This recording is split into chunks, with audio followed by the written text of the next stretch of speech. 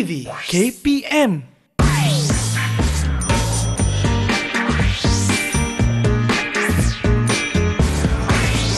Didik TV KPM. Hai, Assalamualaikum. Apa khabar murid-murid yang sedang menonton Didik TV KPM bersama dengan saya Din untuk slot kita pada hari ini. Sukses SPM Pecutan 2022. Mata pelajaran pada hari ini Geografi tingkatan 5. Kita nak membincangkan kertas 1 dan kertas 2. Dan ada cikgu yang akan kita jemput pada hari ini. Nak tahu siapa? Kita saksikan profil guru.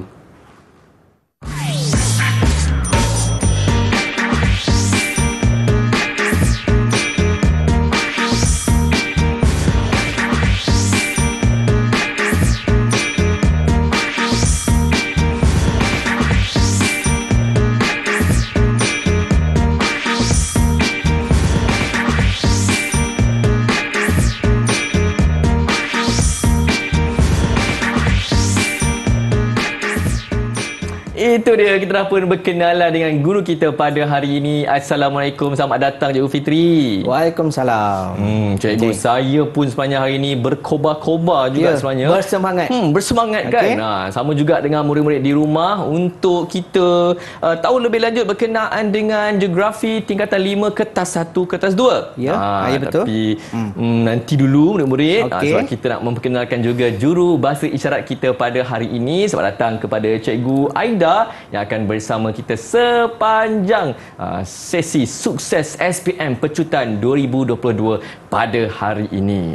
Dan yang pastinya cikgu, apa saja yang akan kita bincangkan untuk Geografi kertas 1 dan kertas 2 tu pada hari ini? Kita akan tengoklah bagaimanakah bentuk soalan dia dan apakah contoh-contoh soalan dalam SPM supaya murid-murid calon-calon SPM dapat bersedia bersemangat untuk menjawab dan mencipta kecemerlangan. Itu yang penting. Mencipta kecemerlangan. Itu yang kita nak dapatkan murid-murid. Kalau dah pun bersedia, saya serahkan kepada Cikgu Fitri. Silakan Cikgu. Terima kasih Din. Saya teruskan murid-murid di rumah calon-calon SPM. Kita akan terus kepada apakah yang akan kita bincangkan pada hari ini. Seperti mana yang dipaparkan oleh di slide saya sekarang. Kita terus dulu kepada yang pertama. Yang pertama adalah berkaitan dengan Geografi kertas 1. Dia ada kod dia, sebelah dia ada kod dia 2280-1. Itu adalah kod bagi mata pelajaran Geografi kertas 1 SPM. Apa yang ada dalam soalan Geografi kertas 1 ni? Semua murid-murid pastinya ingin tahulah apa yang terkandung dalam soalan Geografi kertas 1 ini.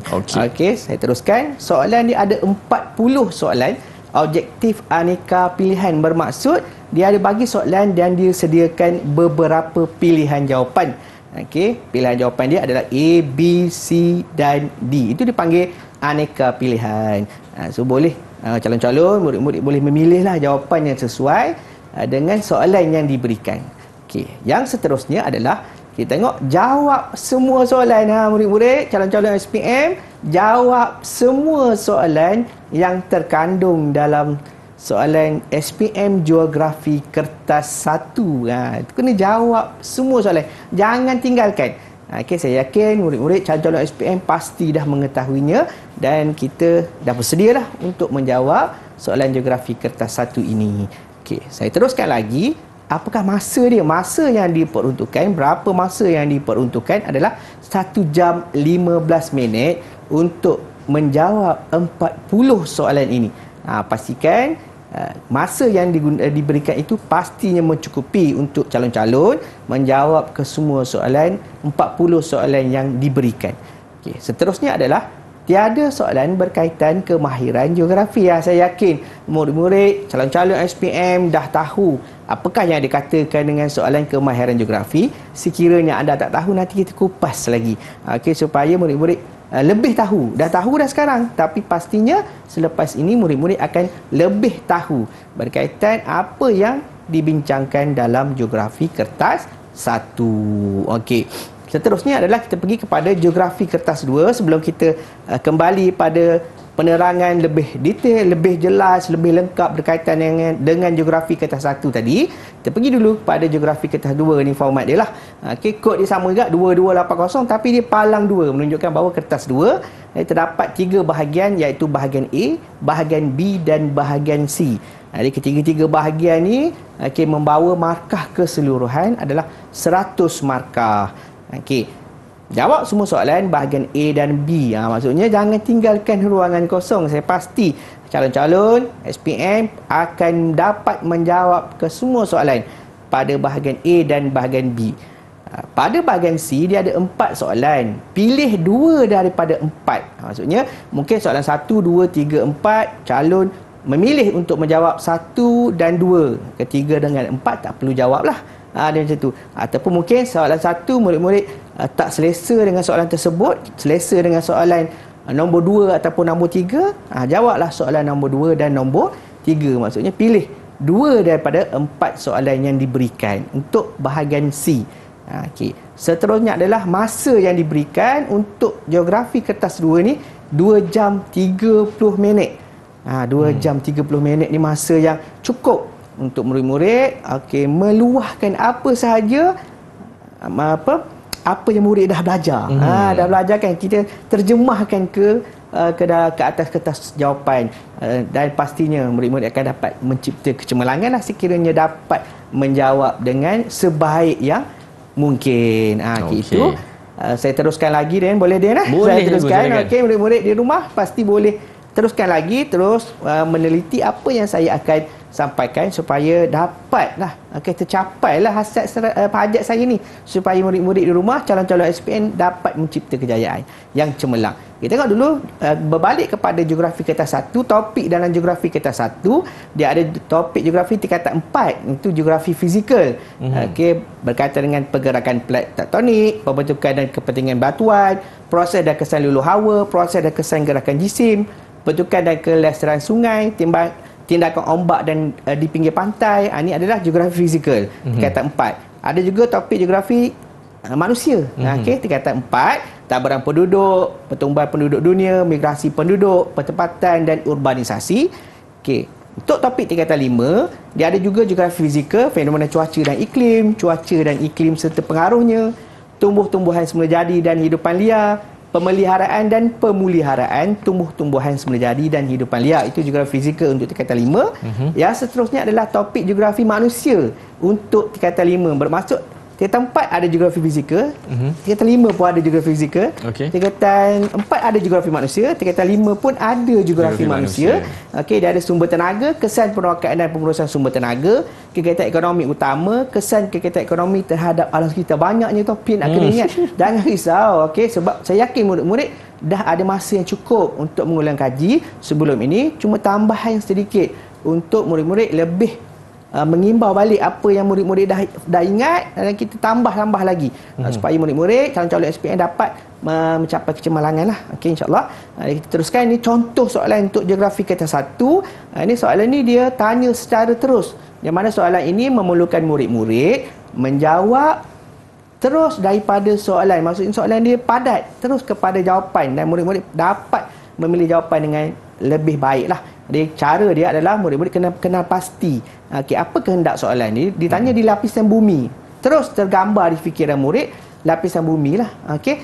Terdapat arus perolakan. Arus ni bersifat cecair lah, dia boleh mengalir. So kita tengok pilihan jawapan dia: mantel, teras luar, kerak bumi, teras dalam. Ini soalan ditanya secara terus. Ini jawapan dia adalah mantel. Contoh soalan seterusnya adalah soalan berdasarkan rajah. Dalam kertas 1, dia ada bagi rajah.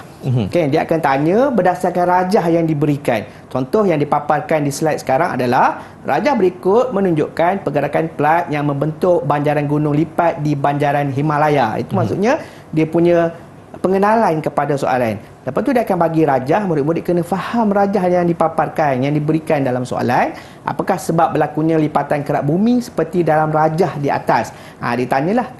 Dia kena faham rajah tu. Dia ada anak panah dia ada petunjuk dia, arah pergerakan, anak panah kiri dan kanan. Terus kita faham ini adalah pertemuan plat. Dia tanya pergerakan. Ditanya apakah sebab? Sebab pergerakan sebab ni adalah pertembungan. Sebab nampak anak panah kedua-dua ni menuju ke arah yang bertemulah, dia bertemu. Kalau temu ni tembung. Kalau satu ke kiri, satu ke kanan, itu dia pencapaian, berpisah. Di sana dia tak sehaluan. Ini dia bertembung, dia berjumpa. Itu pertemuan pelak benua dengan pelak benua.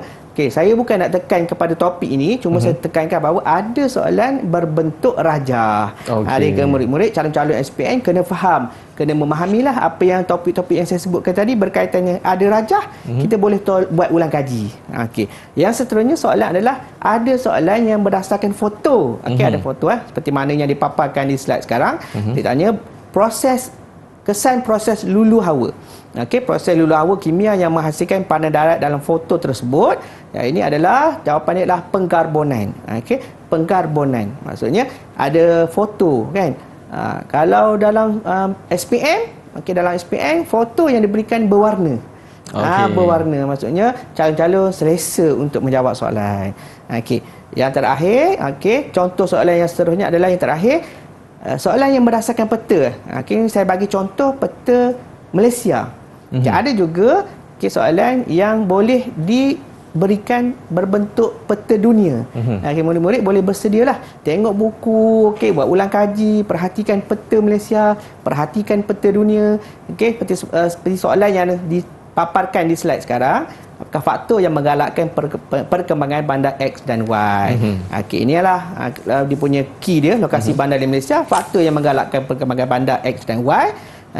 X di Terengganu, Y di Sarawak. Pastinya kedua-dua tempat ini adalah terdapat kegiatan berasaskan petrokimia, adalah pelombongan petroleum dan gas asli. Itu adalah contoh soalan. Ada rajah, ada soalan saya terus, ada gambar foto dan ada peta. Okey, kau tengok peta tu cikgu yang tadi tu, peta Y tu kampung saya cikgu. Kat mana tu? Kat Miri Sarawak. Saya tadi Sarawak. Pandai. Okey. Saya beri perhatian kepada bentuk-bentuk soalan itu dan saya yakin calon-calon boleh menjawab dengan baik. Baik, terima kasih Cikgu Fitri. Baik, kita akan sambung selepas ini murid-murid. Apa kata kita berhenti rehat dulu, terus bersama dengan kami di Didik TV KPM. Didik TV KPM. Didik TV KPM.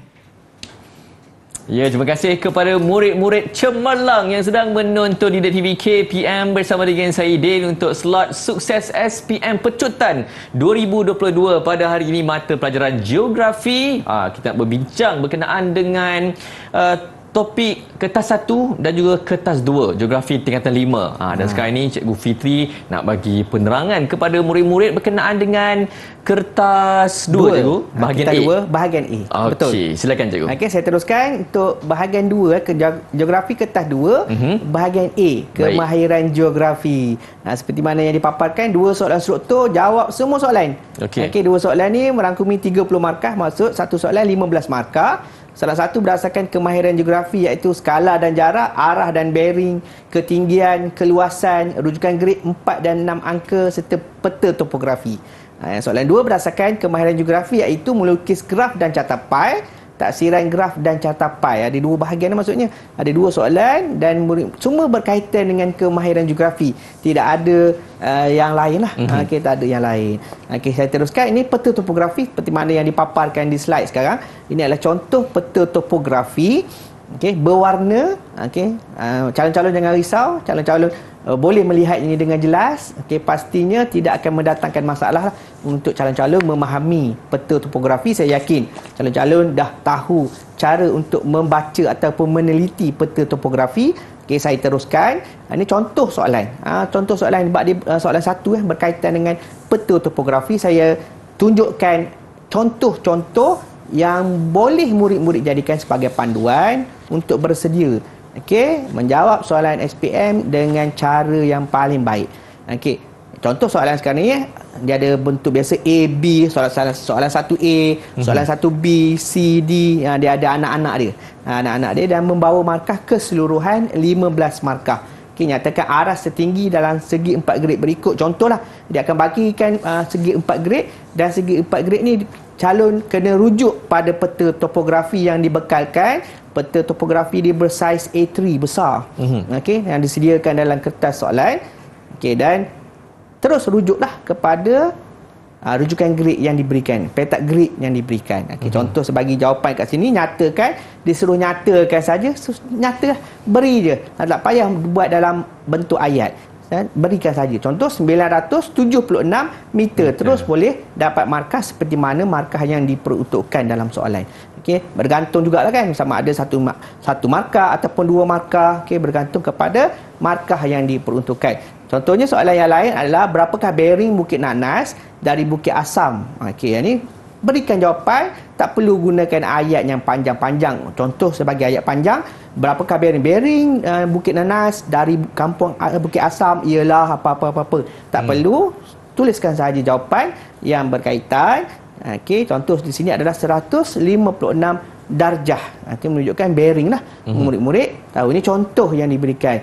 Okey, murid-murid boleh bersedia sama ada untuk mengukur jarak. Okay, boleh juga bersedia sama ada untuk menentukan ketinggian dengan cara yang lain, menyatakan rujukan grade 4 ataupun 6 angka, seperti mana yang saya maklumkan tadi pada slide sebelumnya. Okey, contoh soalan lain, okay, dia akan susuli tadi dia kemahiran geografi. Okey, kena ukur bearing ukur bearing. Okey. Jadi ada nak tanya tak soalan? Kata yang ukur-ukur tadi. Okey, dia ada soalan nak tanya tak? Macam mana murid-murid nak mengukur tu, cikgu ada ke peralatan yang boleh digunakan? Bagus saya yakin murid-murid di rumah pun mungkin tertanya-tanya juga. Dia nak tanya peralatan apa yang sesuai. Okey. Mungkin dekat atas meja din tu dah nampak ada alat kat situ. Okey, ada 3. Boleh kalau macam contoh tadi mengukur bearing, boleh menggunakan alat yang diberi nama tu di tangan din tu, apa nama dia? Kalau din tahu. Murid-murid di rumah pun pasti juga boleh tahu apa nama alat tersebut. Tentukan sudut. Jangka sudut. Jangka sudut. Saya ingat sudut. Lupa jangka sudut. Jangka sudut. Jangka sudut. Kalau nak ukur jarak, boleh menggunakan pembaris. Okey. Itu contoh alat lah. Okey, itu adalah berkaitan dengan alat. Okey, alat yang seterusnya di depan dia tu ada alat dipanggil jangka lukis.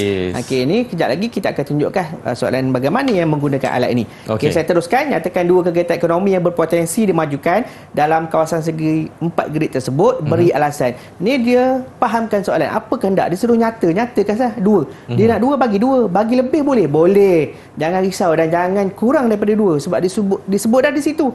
Dia nak dua. Kalau dia kata 3, bagi 3. Nak 4, bagi 4. Lebih tidak apa, tapi jangan kurang. Okey, berikan alasan. Maksudnya setiap dua kegiatan dan nyatakan alasan. Saya bagi contoh dekat sini, aktiviti perikanan. Aktiviti perikanan adalah kegiatan ekonomi. Alasan dia kerana terdapatnya sungai. Ada sebab. Okey, ada perkara, ada sebab dia. Okey, yang seterusnya aktiviti penternakan kerana terdapatnya padang rumput. Kegiatan ekonomi dia adalah penternakan.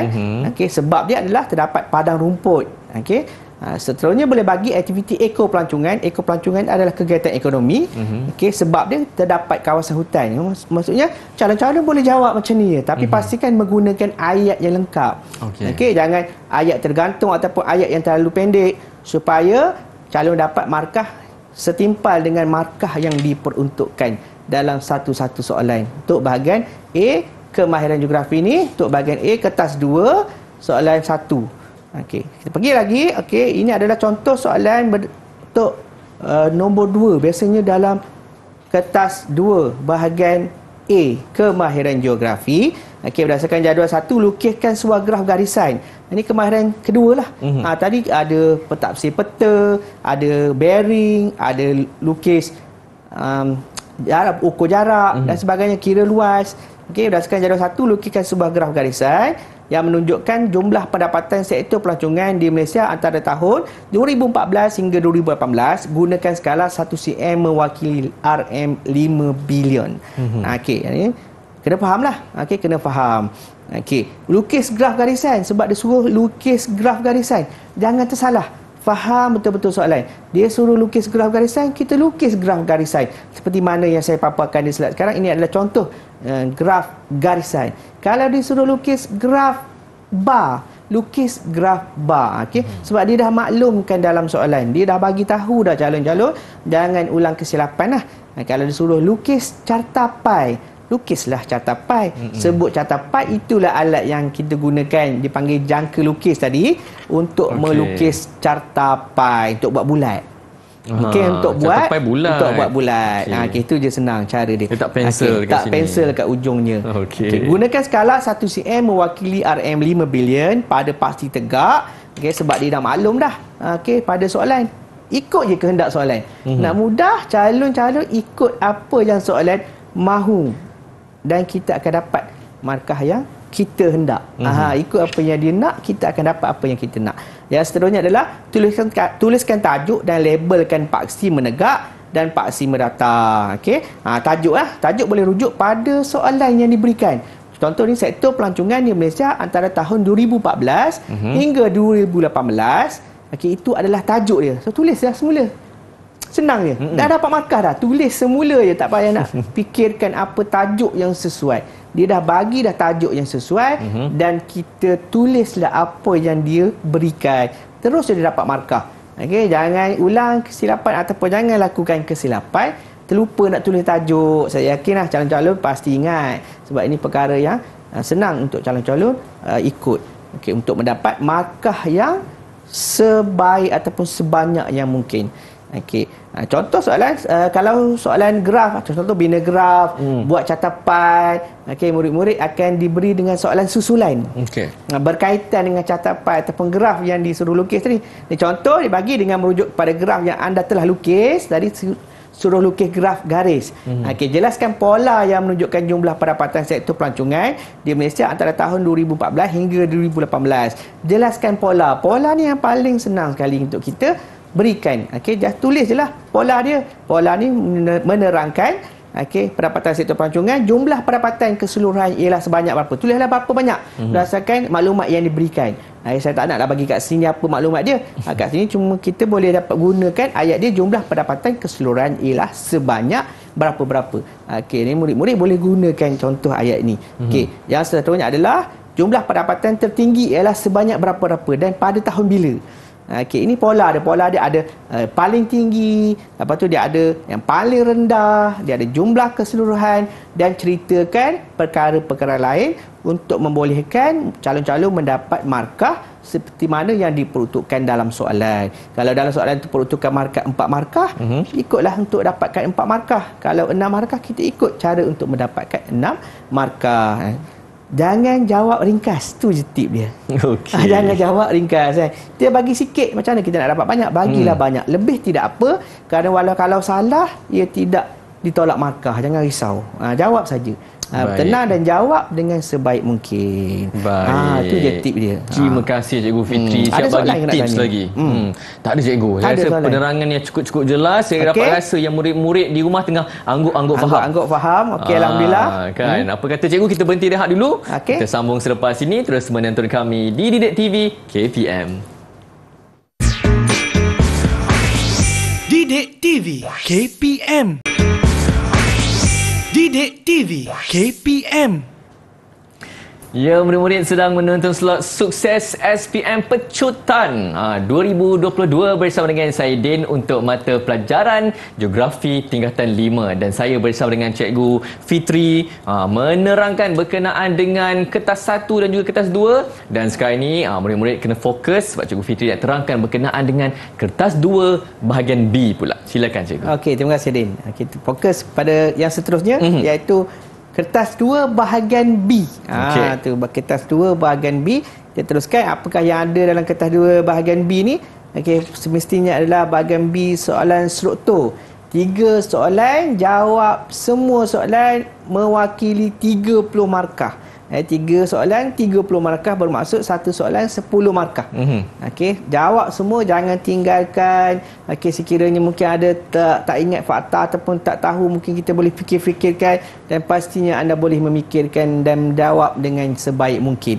3 soalan, jawab semua soalan, 30 markah, itu kunci dia. Semua soalan berkaitan geografi fizikal atau geografi manusia. Ada kemahiran geografi ditanya pada bahagian A tadi. Bahagian B tidak ada kemahiran geografi. Dia fokus kepada geografi fizikal dan geografi manusia sahaja. Soalan berdasarkan rasangan rajah atau foto, dia bagi rajah. dia bagi foto. Okey, untuk murid-murid dapatkan dia punya apa kehendak soalan. Okey. Tengok contoh ni saya berikan. Okey, ada soalan foto. Foto satu menunjukkan fenomena cuaca di negara kita. Okey, fenomena cuaca lah ni, banjir, kilat lah. Okey. Jadi dia akan bagi soalan yang merangkumi 10 markah. Ni contohlah, tiga, satu daripada tiga ni saya tunjukkan contoh dia. Okey, dia ada A, ada B, ada C. Mungkin dia ada A, B, C atau D, tapi biasanya A, B, C. Okey, dan merangkumi 10 markah. Kita tengok satu persatu soalan ini dan nanti saya akan tunjukkan bagaimana nak menjawab soalan ini. Ini contoh, bukanlah kata soalan ini yang masuk, tidak. Jangan salah faham. Ini contoh supaya murid-murid dapat gambaran, calon-calon dapat gambaran bagaimana untuk memahami soalan dengan baik. Faham soalan, pastinya calon-calon akan dapat menjawab dengan baik. Jadi dia jelaskan punca. Dia ada punca dia.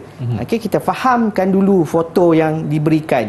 Kita dah fahamlah tadi gambar banjir. Okey, apa punca banjir? Lepas tu baca soalan yang kedua. Okey, ditanya apa kesan terhadap penduduk? Penduduk tu siapa? Manusia. Mungkin boleh wujud kesan kepada manusia dan kesan kepada alam sekitar. Sekarang ditanya tentang kesan kepada penduduk setempat. Penduduk tu adalah manusia. Jadi kesan kepada manusia lah yang dia nak. Okey, yang ketiga, fenomena seperti dalam foto tu dapat tak diatasi? Semestinya kalau kita rasa ia boleh diatasi, kita berilah pendapat. Sebab dia suruh beri pendapat, boleh diatasi. Kalau kita rasa tak boleh diatasi, berikan pendapat tak boleh diatasi. Sebab apa?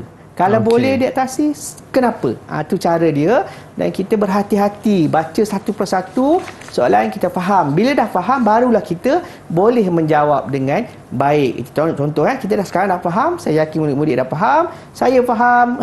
Din pun dah faham. Jadi jelaskan punca berlakunya fenomena cuaca tersebut. Dia bagi markah. Dia peruntukkan markah. Jadi kita bagilah. Dia bagi 2 markah. Dia suruh jelaskan. Kita bagilah ayat yang sesuai. Pastikan menggunakan ayat yang lengkap sebab dia suruh jelas. Dia tak nak ringkas-ringkas je lah. Kalau ringkas ni tak jelas. Jadi kita nak yang jelas. Okey, fenomena cuaca yang menyebabkan taburan hujan meningkat. Okey, itu maksud dia kita dah bagi dah faktor dia, punca dia adalah fenomena cuaca. Dan fenomena cuaca itu menyebabkan taburan hujan meningkat. Maksudnya hujan lebat.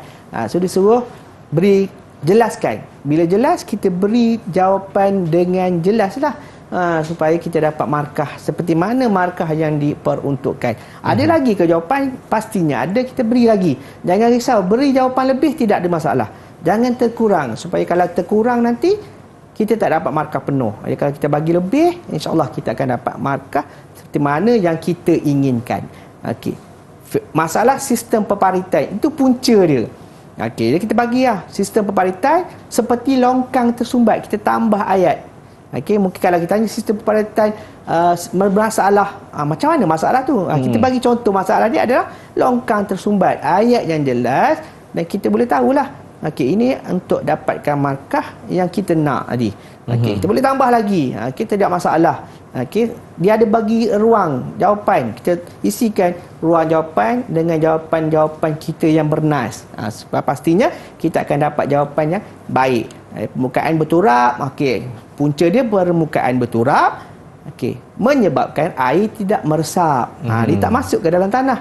Okey, makin menyebabkan banjir. Itu cara nak menjawab. Okey, tak perlulah tulis semula soalan. Okey, punca berlakunya fenomena cuaca tersebut ialah, tak perlulah. Terus jawab kepada jawapan. Sebab ini dia sediakan ruangan jawapan. Kalau nak panjang-panjang nanti pada bahagian seterusnya nanti saya akan tunjuk. Okey, mungkin murid-murid banyak, cikgu saya dah banyak dalam ilmu di kepala ni nak keluarkan. Nanti kita boleh keluarkan, jangan risau. Sebab murid-murid boleh jawab dengan cara yang terbaik. Okey. Seterusnya, tadi kita dah tanya punca, ditanya bagaimanakah fenomena cuaca tersebut memberi kesan terhadap penduduk setempat. Dia beri kepada bagaimana? Bagaimana kita kena ceritalah. Bagaimana awak hadir ke sekolah? Saya hadir ke sekolah dengan mendaiki kenderaan yang dipandu oleh bapa saya. Itu contoh kan, kita bagi jawapan yang orang boleh faham. Kalau kita, bagaimanakah anda hadir ke sekolah? Naik kereta. Macam nampak tak jelas. Kalau kita bagi jawapan yang jelas, kita selesa lah dan kita dapatlah positif. Keputusan yang positif, yang baik. Memberi kesan terhadap penduduk setempat. Bagaimana fenomena cuaca tersebut memberi kesan terhadap penduduk setempat? Ini adalah kepada manusia, dia bagi 4 markah. Kesan dia adalah kerosakan harta benda. Itu kita bagi kesan dia. Dan harta benda yang macam mana yang rosak kerana banjir? Kita sebutlah kerosakan harta benda seperti rumah dan kenderaan. Ayat yang lengkap Kalau murid-murid calon-calon SPM perhatikan ayat contoh yang saya berikan itu, dia ada 1, 2, 3, 4, 5, 6, 7 patah perkataan. Maksudnya untuk menghasilkan satu jawapan yang lengkap ataupun ayat yang lengkap, mungkin dengan mengambil ataupun memerlukan 4 patah perkataan ke atas supaya nampak dia lengkap. Kita baca pun sedap je. Kalau calon-calon baca jawapan calon tu sedap je bunyinya. Tu maksudnya betul lah tu. Dari segi gaya penulisan dia. Seterusnya adalah kehilangan nyawa. Kehilangan nyawa kesan dia. Apa kehilangan nyawa yang macam mana? Akibat kemalangan atau lemas. Jelas jawapan tersebut. Yang seterusnya kita boleh jawab penularan wabak penyakit seperti kencing tikus, ataupun mungkin boleh tambah lagi seperti kencing tikus atau taun. Contoh kepada wabak penyakit yang terhasil. Sebab markah yang diperuntukkan adalah 4. Jadi bergantung kepada markah yang diperuntukkan juga dan ruangan jawapan yang disediakan. Boleh saya yakin murid-murid di rumah, calon-calon dapat memahami cara untuk jawab, selesa untuk menjawab supaya calon-calon dapat menjawab dan dapat markah dengan baik. Saya teruskan lagi, apakah jawapan yang boleh diberikan oleh calon? Kerosakan kemudahan infrastruktur seperti jalan raya. Ringkas je, tidak terlalu panjang jawapan kita, tapi jawapan kita itu jelas dan menepati kehendak soalan. Sebab soalan nak bagaimanakah. Boleh faham Din? Boleh. Boleh. Murid-murid pun boleh. Saya teruskan lagi. Tadi dia tanya dah apa punca. Lepas tu dia tanya apa kesan. Lepas tu dia tanya boleh tak diatasi fenomena tersebut? Beri pendapat anda. Dia tanya adakah dapat diatasi sepenuhnya? Beri pendapat anda. Bila pendapat ni kita berilah alasan kita. Dia tanya adakah? Ya atau tidak? Kalau kita jawab ya, boleh ataupun ya. Dengan membaiki sistem pemparitan. Kita boleh atasi masalah tersebut. Bagaimana cara dia? Baiki dia sistem pemparitan. Lepas tu apa lagi kalau boleh? Mendalamkan sungai atau tasik. Kalau kita kata tak boleh, dia jawablah tidak. Kerana taburan hujan yang tinggi setiap tahun. Setiap tahun negara kita banjir contohnya. Ataupun setiap tahun kawasan tempat tinggal kita dinaki air. Kita rasa taburan hujan yang tinggi menyebabkan fenomena tak dapat diatasi. Kena beri pendapat. Sebab pendapat, jangan risau, pendapat tak semestinya salah dia pendapat kita, tapi kita kena bagi alasan apa kita dia cakap macam tu. Tidak lagi pembuangan sampah seharap tidak terkawal. Mungkin pengalaman murid-murid ataupun calon-calon nampak sampah makin hari makin banyak, menyebabkan itu tidak dapat membendung masalah banjir, longkang tersumbat tadi. Beri pendapat, nyatakan ya atau tidak. Sebab ditanya adakah. Itu penting calon-calon menguasai kehendak soalan. Apa yang soalan nak dan kita jawab ikut kehendak soalan. Dan markah yang diberikan kita tengok. Kalau 4 markah, sebab soalan struktur ni dia 10 markah maksimum. Untuk satu soalan. Sama ada 2, 3 atau 4. Macam tadi dia bagi 2, 4, 4. Maksudnya kalau 4 markah, berilah jawapan yang ayat yang lengkap. Itu kunci dia. Ayat lengkap. Pasti dapat jawapannya baik. Cikgu saya ada satu soalan.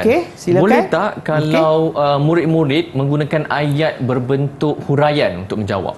Boleh huraian, tapi sebab soalan kertas 2 bahagian B ni dia dah sediakan ruangan jawapan. Ruangan jawapan yang terhad. Saya risau murid-murid kalau guna ayat yang panjang-panjang nanti banyak benda nak tulis, dah tak tahu mana satu yang betul, mana satu yang salah. Boleh cuba menghurai, tapi huraian tu menggunakan ayat lengkap yang seperti mana yang saya tunjukkan tadi. Jangan panjang-panjang untuk bahagian yang C nanti, esei. Okey. Di situ boleh murid terjemahkan sebanyak boleh yang mungkin. Baik. Untuk jawab soalan. Baik, terima kasih cikgu di atas penerangan berkenaan dengan kertas 2 bahagian B. Apa kata murid-murid, kita berhenti rehat dulu, terus bersama dengan kami di Didik TV KPM. Didik TV KPM. Didik TV KPM.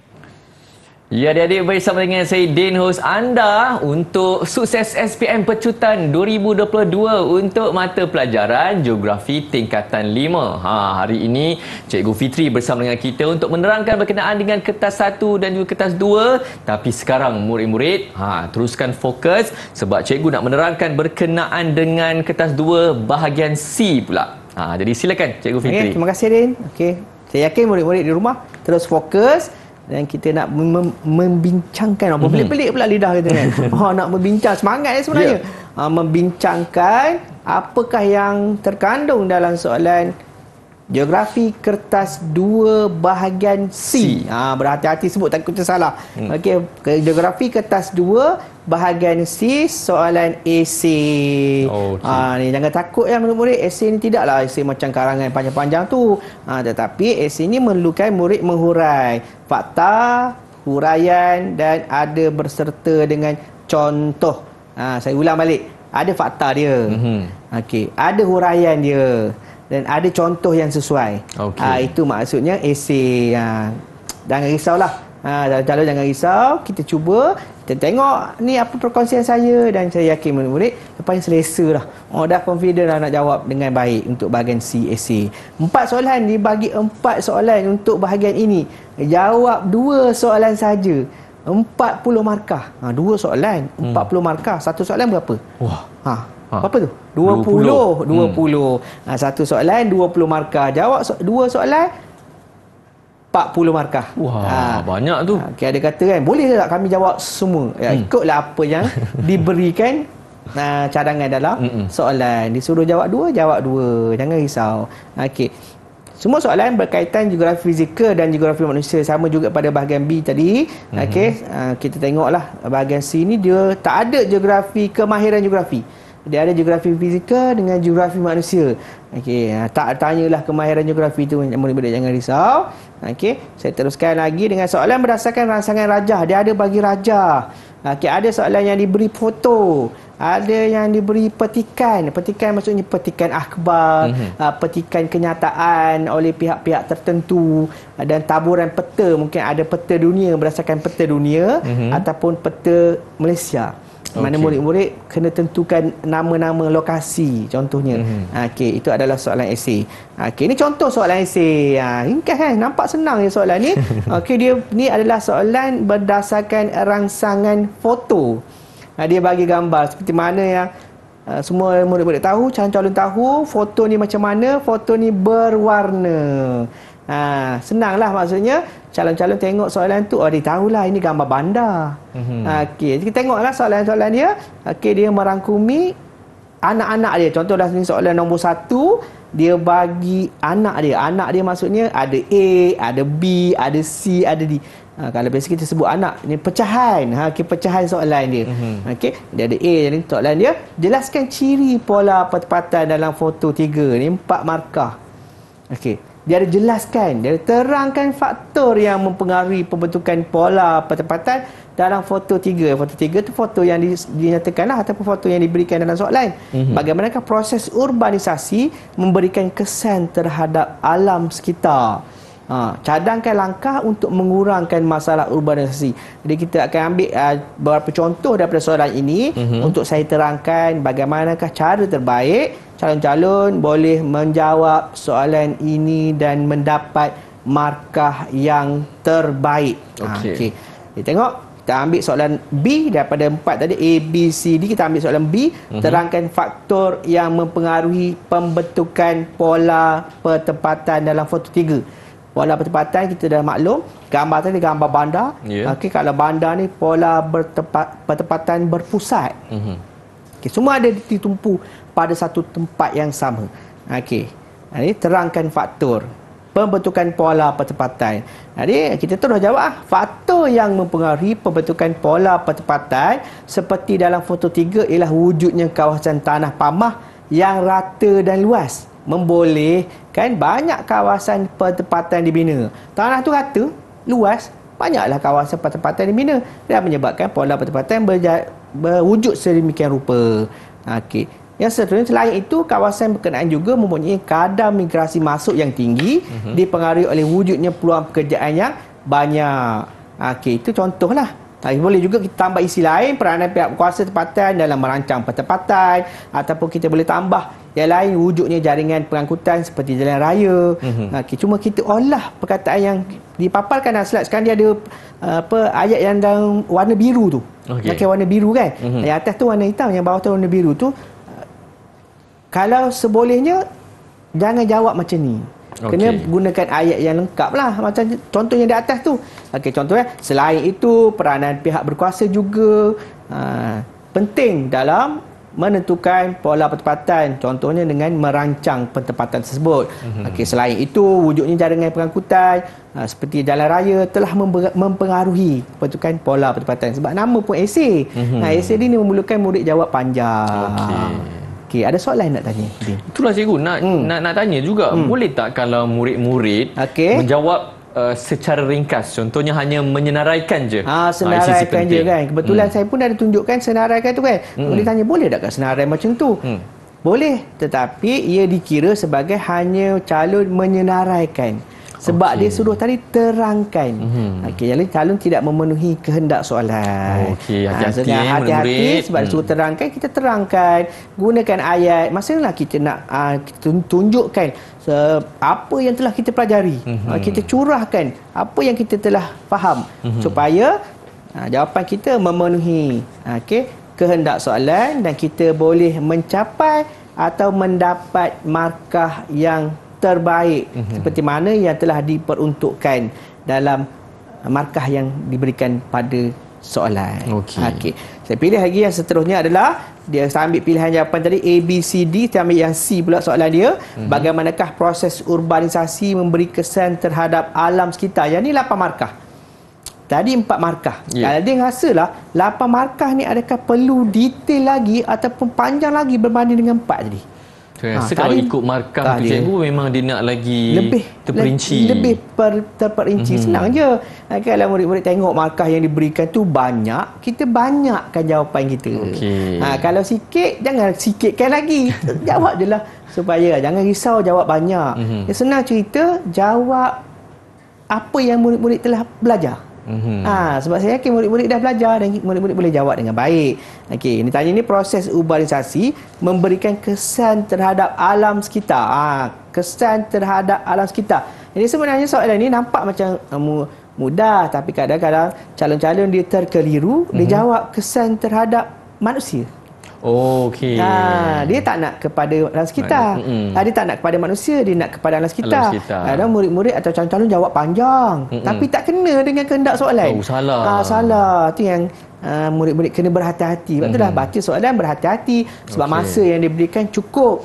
Untuk keseluruhan bahagian A, B, C, dia ada 2 jam 30 minit. Saya yakinlah murid-murid cukup masa untuk menjawab. Lepas itulah baca soalan dengan berhati-hati, faham, barulah jawab. Sebab saya takut nanti tersalah beri jawapan. Panjang dah tulis ni, tapi tersalah. Okey. Ini nak kesan kepada alam sekitar. Jadi kita bagilah, sebab ni soalan ni 8 markah. Kita bagilah ayat-ayat cinta dulu.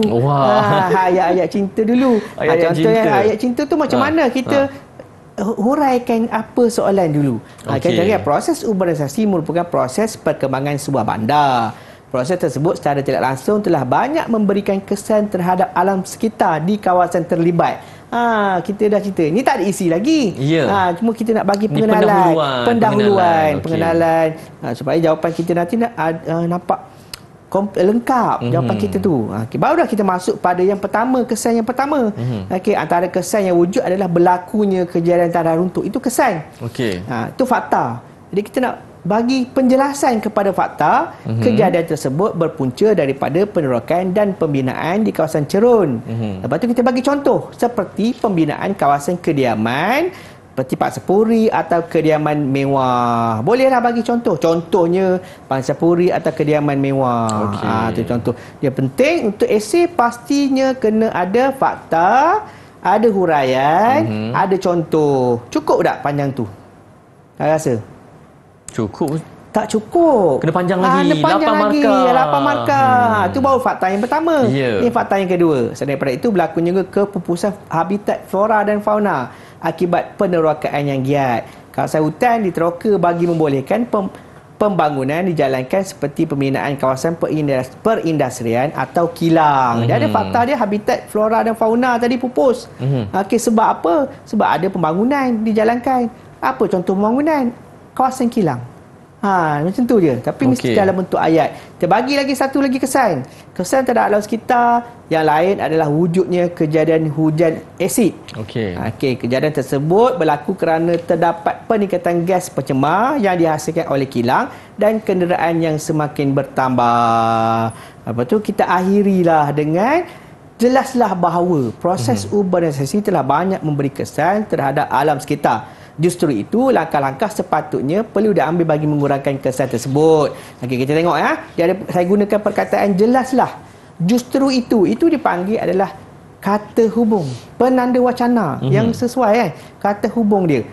Kita gunakan kata hubung, kita tambahkan bahasa-bahasa yang menarik dalam uraian kita supaya jawapan kita itu dapat menepati peruntukan markah. Malapan markah tadi banyak. Seperti jawablah banyak. Jawapan kita jelas, jawapan kita menarik dan kita boleh menjelaskan kehendak soalan dengan sebaik yang mungkin.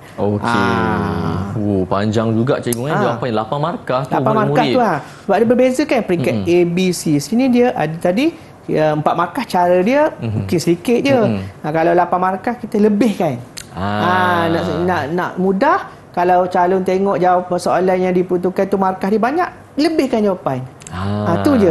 Baik, ingat tu murid-murid tips daripada Cikgu Fitri. Dan cikgu mungkin boleh bagi tahu rumusan kepada apa yang kita pelajari pada hari ini kepada murid-murid di rumah. Secara keseluruhannya kena faham apa kehendak soalan. Dan jawab mengikut apa yang soalan hendak dan peruntukan markah yang diberikan. Saya yakin murid-murid dah bersedia dan saya yakin murid-murid pasti mencapai kecemerlangan. Kalau mungkin tertanya-tanya kan, boleh tengok dekat YouTube Didik TV. Perkongsian-perkongsian sebelum ini supaya murid-murid dapat memperkukuhkan lagi persediaan. Dan selamat menjawab, pasti cemerlang milik anda. Pasti cemerlang milik anda. Itu doa daripada Cikgu Fitri dan juga cikgu-cikgu seluruh Malaysia, insya-Allah. Dan terima kasih sekali Cikgu Fitri di atas perkongsian pada hari ini. Juga terima kasih kepada Cikgu Aida, jurubahasa isyarat kita yang membantu sesi pembelajaran kita pada hari ini. Saya Din mengucapkan selamat maju jaya kepada calon-calon SPM 2022. Semoga mencapai kecemerlangan. Assalamualaikum. Jumpa lagi. Terus menonton Didik TV KPM. Bye-bye.